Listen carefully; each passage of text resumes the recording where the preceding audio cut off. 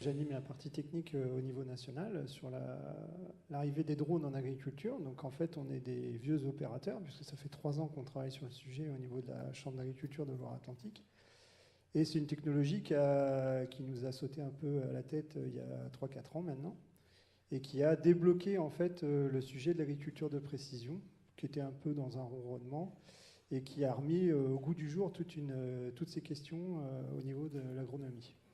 Donc nous, on a aussi des éleveurs en Loire-Atlantique, et donc on a réfléchi bien sûr aux applications qui concernaient classiquement les champs habituels de l'agronomie, à savoir les céréales et le colza en particulier, puisque c'est des choses qui sont opérationnelles.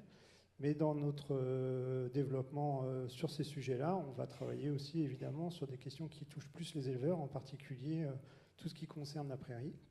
Donc j'ai aussi ramené ma vidéo donc, que je propose de lancer avant de continuer.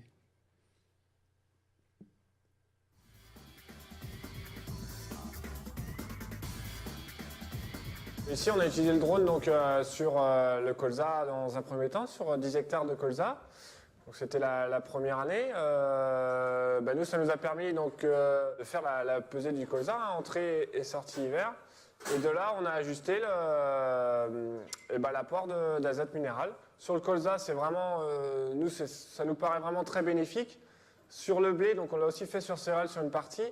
Qu'on fasse 1 hectare de colza ou qu'on en fasse 50, de toute façon c'est un coût à l'hectare, donc après c'est à chaque exploitation et exploitant de s'en servir comme outil de pilotage demain.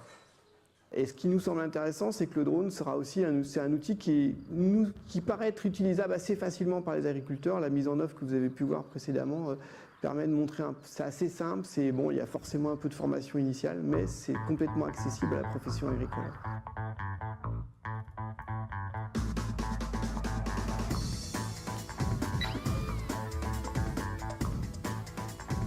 Une perspective qui semble intéressante sur la partie prairie. On a fait un premier travail en 2014, on est en train de le continuer en 2015 dans le cadre d'ailleurs d'un projet financé par le conseil régional.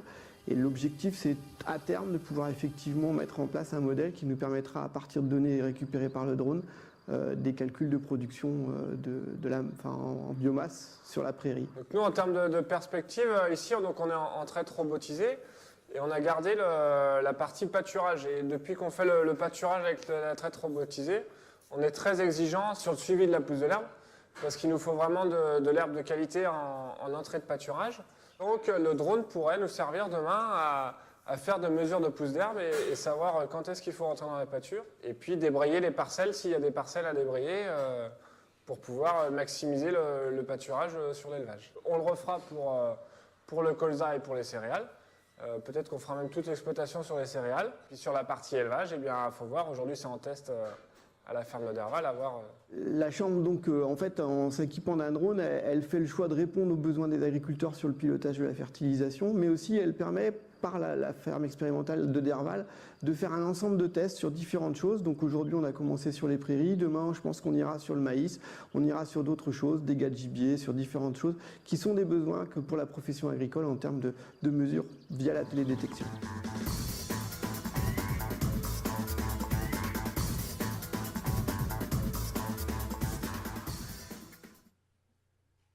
Voilà, donc la vidéo vous permet déjà de voir un peu de quoi on parle, parce qu'en général, quand on parle de drone, on voit souvent les hélicoptères, les multirotors.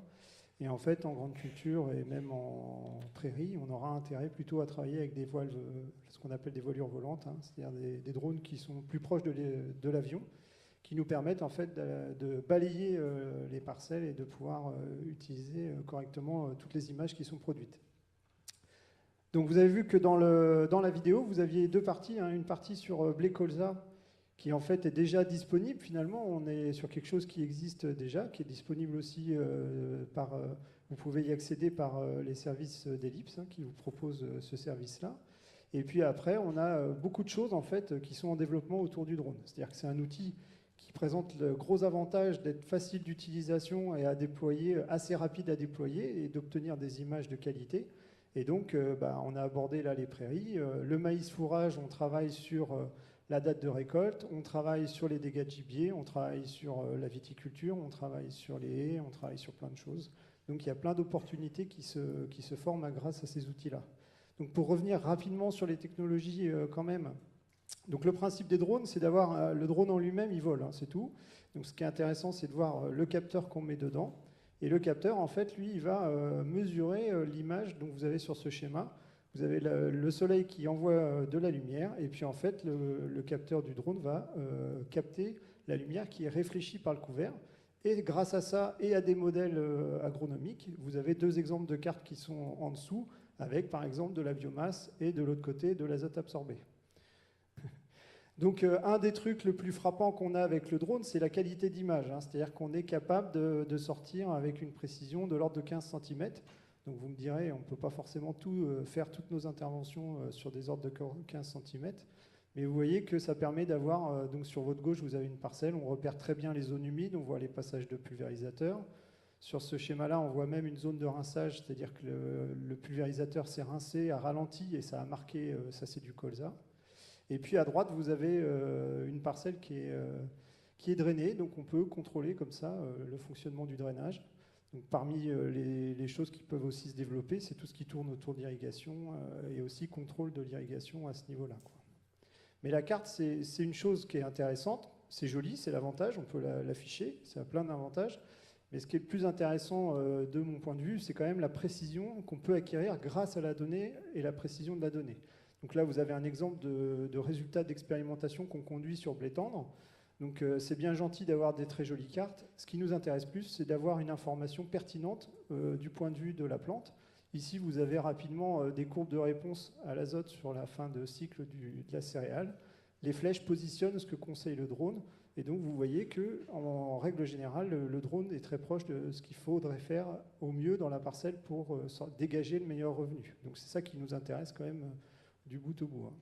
Donc, en fait, tout ce travail de développement sur le drone, on le fait aussi dans le cadre des outils qui vous sont aussi proposés par Ellipse. Donc, l'outil Mes Parcelles qui vous permet de faire vos obligations réglementaires et l'enregistrement.